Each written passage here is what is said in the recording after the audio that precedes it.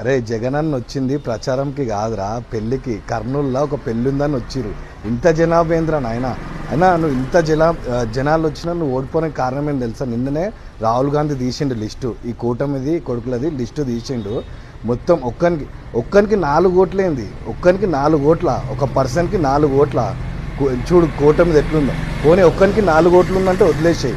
ఇంకోటి ఏంది, అడ్రస్ ఉండదా ఓన్కి, ఓటది అంటే ఇంటి హౌస్ నెంబర్ ఉండదా?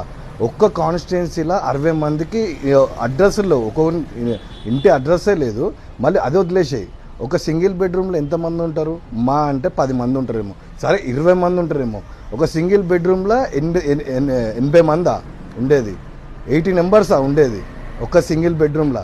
మంది ఒక ఎలక్షన్ పెట్టేది ఎందుకు? రాజకీయాన్ని సెలెక్ట్ చేసుకోమని. మరి ఇంత ఫ్రాడ్ చేస్తే ఇంకా మొత్తం మీరే ఉంటారు, ఇంకా ఓడి ఉండడు. అయినా నెక్స్ట్ టైము ఆల్రెడీ అర్థమైపోయింది, నెక్స్ట్ టైం వచ్చేది జగన్ అన్ననే.